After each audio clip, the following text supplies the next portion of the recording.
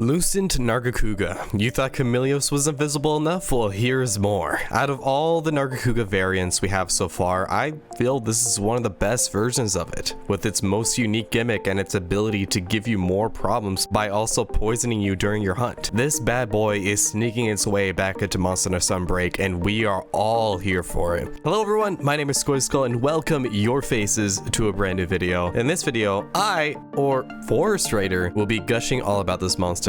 Yep, we're gonna be doing things a little bit differently today. Since I suddenly lost my Lucent Hunter 3 Ultimate save file, no idea how that happened.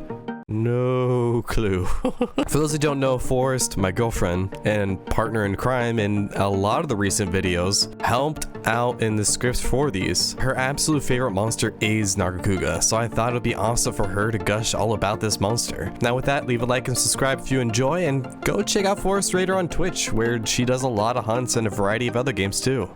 The myth, the legend, the boy, he's finally here. Now, some might be confused as to why me, are absolutely freaking out as to why this monster is being added to the Rise roster. So let me bring up the history a bit. This monster first debuted as an endgame exclusive monster in Monster Hunter 3 Ultimate on the Wii U and 3DS. Its fight takes place in a new location called Forlorn Arena, and the fight starts with hunters arriving in a beautiful starlit camp. One thing that can be said about Monster Hunter 3U is the locations are beautiful. The fight starts off where you enter a seemingly empty arena which has fog all over the ground, giving the fight a very mysterious vibe, until suddenly, you spot some movement ahead of you, and an exclamation mark appears. A second later, Lucent Nargacuga appears to roar, and you suddenly realize what you're up against. A Nargacuga that can go invisible. Now, the invisible technique isn't new to the series, as Chameleos has been doing that since Monster Hunter DOS. But Nargacuga is as passive as Chameleos. He's a predator who strikes quick and hard and is known to be more of a glass cannon. While the monster appears like the original Nargacuga in 3U, there are some striking changes, such as the colors lining the wings and the body being generally lighter in shade. The slight color changes and the new invisible ability aren't the only things that are different, however. Lucent now has the ability to poison you instead of causing bleeding. Nargacuga now can spike their tails in a very cat-like fashion and send out poison spikes with their attacks. It can be a very big AoE attack that can cover the whole arena and can be tricky to get used to.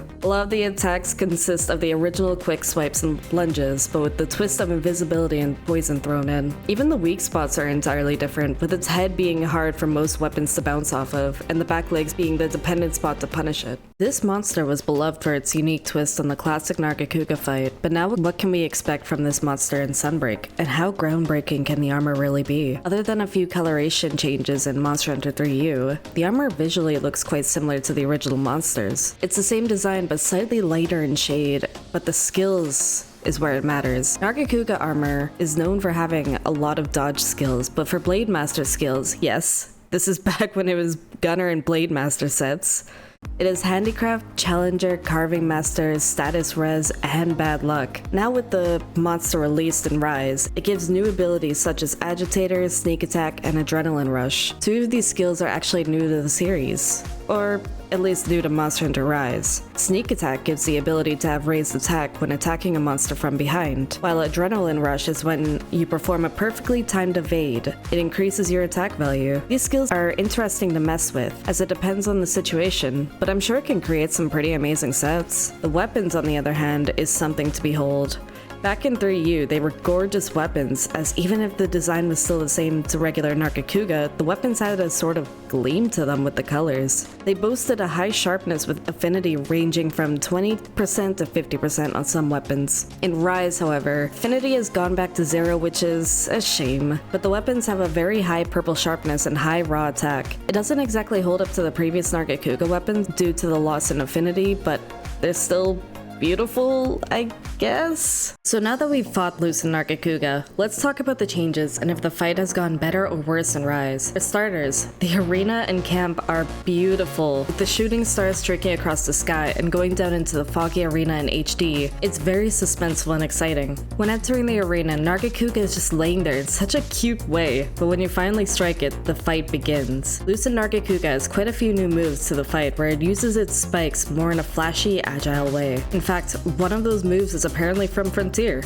I've never actually played Frontier, so I'm not 100% sure. On top of that, whenever Nargacuga goes invisible, your camera is still able to lock onto the monster, unlike Chameleos or even how it was in Monster Hunter 3 Ultimate. Some people complained about this, but frankly, I like the fact that the camera can follow, considering Nargacuga jumps around a lot more than Chameleos. When Nargacuga removes the cloak, the monster's coat gleams for a second from the moonlight, which I found to be such an underappreciated graphic detail. The monster itself is stunning and beautiful to watch to move around, and I love the fact when it's invisible, its red eyes can still be seen. On top of that, when Nargacuga is about to pounce or attack, its eyes flash, and the monster only gets more aggressive as well as the fight goes on, where it introduces more moves like a mighty tail slam after going invisible, and more combos with each attack. The monster is very satisfying to fight as you get used to the encounter. I prefer this installment of the monster over the one from 3U, as even though the fight is still incredible in that game, I've come to realize the monster itself is almost repetitive in 3U. Nargacuga and Rise has such a wider moveset range, with raining poison spikes from the sky to slamming its tail from across the map or spinning wildly at you. The point is, Nargacuga in 3U can be predictable, while Nargacuga and Rise can be tricky to learn completely. Even if the poison can be a bit annoying, it doesn't get spammed too frequently, and I feel like Nargacuga is just as dangerous with their tail spiked than without. It's still a brutal fight in 3U. The fight just shines, no pun intended, more in Sunbreak. All in all, the fight is amazing and the dev team did Lucent Nargacuga justice after not bringing the monster back for so long. From the fight itself to the armor and weapons, to the arena it's staged in. I'm looking forward to more monsters being added, but honestly, so far I think this will remain as one of my favorite fights in the game. Thank you all so much for watching. If you all enjoyed this fight as much as I have, let me know in the comments below. We would love to talk with you. Or if you have another fight that you absolutely love, let us know. We will see you all in the next video.